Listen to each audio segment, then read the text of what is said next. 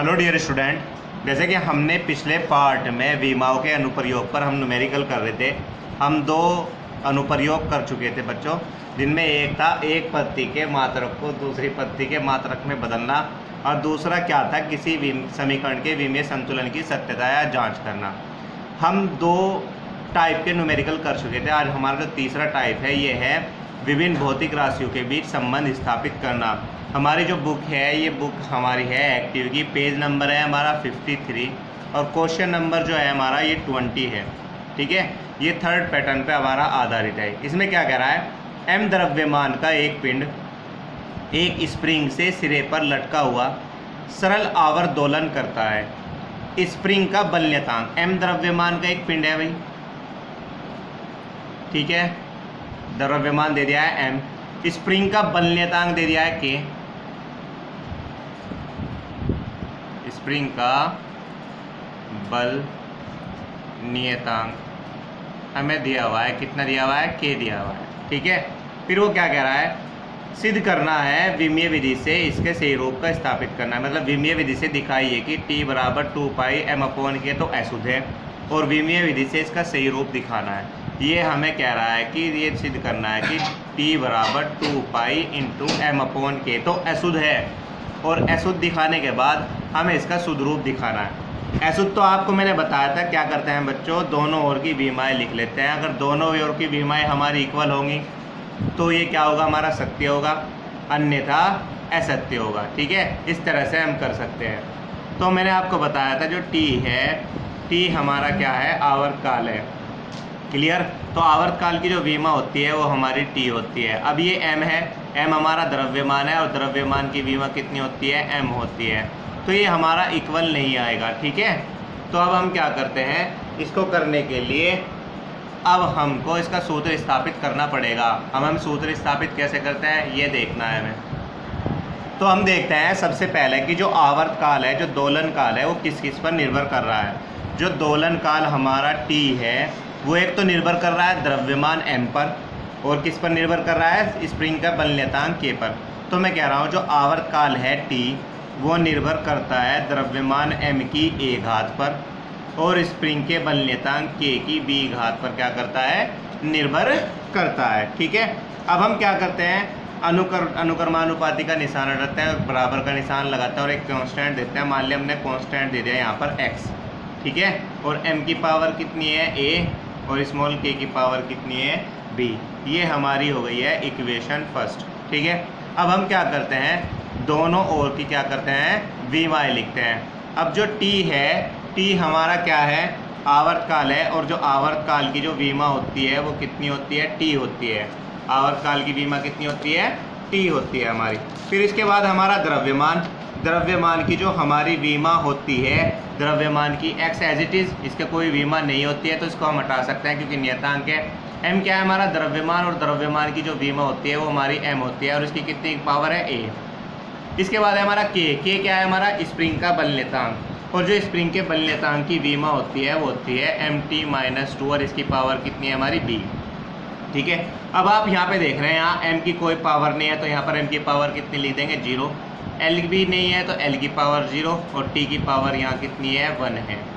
अब हम इनको एक जगह लिखते हैं, यहाँ m की पावर कितनी है a, और m की पावर कितनी है b, तो m की पावर कितनी हो जाएगी, a + b हो जाएगी। ठीक है, अब हम यहाँ पर देखते हैं t की पावर कितनी है, -2, और इसकी पावर कितनी है b, तो t की पावर कितनी हो जाएगी, -2b हो जाएगी। अब हम क्या करेंगे, दोनों ओर घातों की तुलना करने पर, दोनों ओर क्या कर देंगे, घातों की तुलना करने पर। अब हम क्या करते हैं, दोनों ओर घातों की तुलना करते हैं। अब आप देख रहे होंगे कि यहाँ t की पावर -2b है, और यहाँ t की पावर कितनी है, 1, तो -2b की पावर कितनी हो गई है, 1, या b की पावर कितनी आ जाएगी, -1/2। ये 2 इधर मल्टीप्लाई में, इधर कितना में जाएगा, डिवीज़न में। ठीक है, अब आप देख रहे होंगे कि a + b की पावर, m की पावर a + b है, यहाँ m की पावर कितनी है, 0, तो a + b बराबर कितना हो जाएगा हमारा, 0 हो जाएगा। अब जो b की वैल्यू है वो कितनी है हमारी, -1/2, इक्वल किसके हो गया, 0 के, तो a की जो वैल्यू आई वो कितनी आ गई, 1/2 आ गई। तो b की जो वैल्यू है हमारी -1/2, और a की जो वैल्यू आई ये कितनी आई, प्लस के 1/2 आई है। अब हम क्या करते हैं, ये ए जो और बी के मान है ये हम इक्वेशन क्या कर देते हैं, फर्स्ट में पुट कर देते हैं, जो कि हमारी है t बराबर x m की पावर a k की पावर b, जहाँ x क्या था, एक कांस्टेंट था, तो हम इसमें पुट कर देते हैं। तो t बराबर कितना हो जाएगा हमारा, x as it is m की पावर a था, तो m की पावर a की वैल्यू कितनी है 1/2, k की पावर कितनी है b की वैल्यू कितनी है माइनस के 1/2। ठीक है, तो t बराबर x तो एज इट इज़ m की पावर 1/2 है, k की पावर माइनस के 1/2 अपॉन में जाकर कहीं की हो जाएगी प्लस के 1/2 हो जाएगी। ठीक है, अब हमने क्या किया, x एज इट m की पावर हम ऐसे भी लिख सकते हैं m/k की पावर कितना 1/2, और आपको पता है कि जो 1/2 पावर होती है वो किसकी होती है, रूट की। तो t बराबर कितना हो जाएगा, अंडर रूट कितना m/k। ठीक है, जहाँ t बराबर कितना हुआ x into under root m/k। हमें पता है प्रयोगों द्वारा, इसके द्वारा प्रयोगों द्वारा जो x है इसकी जो वैल्यू होती है ये कितनी होती है 2π होती है, ये कांस्टेंट है, इसकी वैल्यू कितनी है यहाँ पर 2π इस फॉर्मूले के लिए होती है। ठीक है, तो t बराबर x की जगह हम कितना पुट कर देंगे 2π इंटू में कितना अंडर रूट m/k, यही क्या है हमारा आवर्तकाल के लिए फॉर्मूला है। ठीक है, तो आप इस तरह के बहुत सारे क्या कर सकते हो, न्यूमेरिकल कर सकते हो। ठीक है, तो मैं आपको इस जो ये हमारी जो बुक है इसकी मैं आपको क्या दिखा रहा हूँ, पिक दिखा रहा हूँ, आप इसका स्क्रीनशॉट ले लेना और स्क्रीनशॉट लेने के बाद आप इन न्यूमेरिकल को कर सकते हो। मैं आपको ये न्यूमेरिकल की बुक दिखा रहा हूँ। ठीक है, तो ये जो हमारी बुक है ये रही। ठीक है, आप इसके स्क्रीनशॉट ले लीजिए। जो क्वेश्चन है 19, 21, 22, 23 एंड 24 सब इक्वल है, ये आप खुद कर सकते हैं। इसके बाद कुछ क्वेश्चन इसके आगे भी हैं, मैं आगे वाला पेज भी आपको दिखा रहा हूँ, तो ये आपको ये वाले न्यूमेरिकल भी इसमें करने हैं। ठीक है, अब जो हमारा लास्ट टॉपिक बचता है, जो लास्ट बचेगा, ये लास्ट है किसी समीकरण में नियतांकों तथा चरों की विमाएँ ज्ञात करना। आप इसका भी क्या कर लीजिए, स्क्रीनशॉट ले लीजिए। मैं ये अभी इसी वीडियो में आपको ये 4 टाइप इसका न्यूमेरिकल का सोल्व कराकर बता रहा हूँ। ठीक है, तो सबसे पहले आप जल्दी से क्या करें, आप इनका स्क्रीनशॉट ले लीजिए। तो हम बात करते हैं 4 टाइप की। जो 4 टाइप है हमारा ये है किसी समीकरण में नियतांकों अथवा चरों की विमाएँ ज्ञात करना। और इसका जो पहला क्वेश्चन है, क्वेश्चन नंबर 27 है। ये 27 में क्या है, किसी कण का जो वेग है v समय t पर निम्न प्रकार निर्भर करता है। किस प्रकार निर्भर करता है कि v बराबर दिया हुआ है उसने a² माइनस के b/c प्लस t दिया हुआ है, ये हमें वैल्यू दी हुई है। और क्या कह रहा है कि जो इसमें नियतांक हैं a, b और कितना c, इनकी क्या ज्ञात करनी है, हमें विमाएँ ज्ञात करनी है। और v क्या दिया हुआ है, हमें वेग दिया हुआ है, और t क्या दिया हुआ है, समय। जैसे कि मैंने आपको अभी एक बताया था कि आप उस बुक का स्क्रीनशॉट ले सकते हैं, पेज का, उसमें जो न्यूमेरिकल थे उसका क्वेश्चन नंबर 27 है, आप उसको पढ़ना।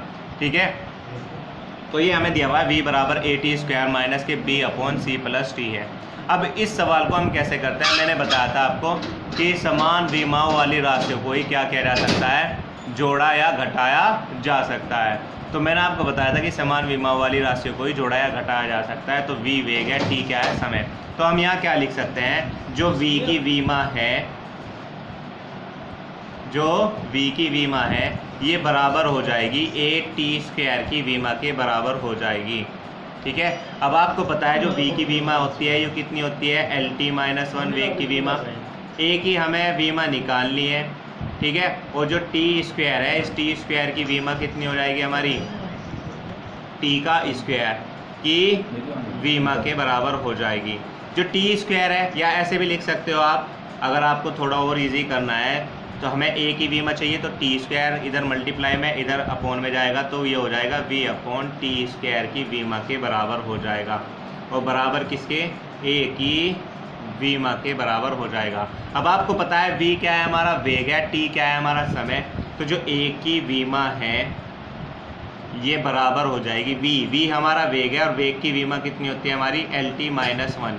t क्या है हमारा, समय है, और समय की विमा t होती है, और इसका स्क्वायर है तो इसका भी स्क्वायर हो जाएगा। अब यहाँ t की पावर 2 है, प्लस की ऊपर जाके कहीं की हो जाएगी माइनस की, और माइनस की 1 है, और मल्टीप्लाई में जो घातें होती हैं, जो पावर्स होती है वो ऐड होती हैं। तो t की पावर +2 पर जाके -2 हो जाएगी, और -1 ये हो रही, तो कितनी हो जाएगी टोटल LT माइनस कितनी हो जाएगी 3 हो जाएगी। तो ये हमारी किसकी वीमा आ चुकी है, A की वीमा आ चुकी है। अब हमें B और C की वीमा निकालनी है। आप देख रहे होंगे C में क्या ऐड हो रहा है, हमारा T ऐड हो रहा है। तो मैंने आपको बताया था समान बीमा वाली राशियों को ही जोड़ाया घटाया जा सकता है।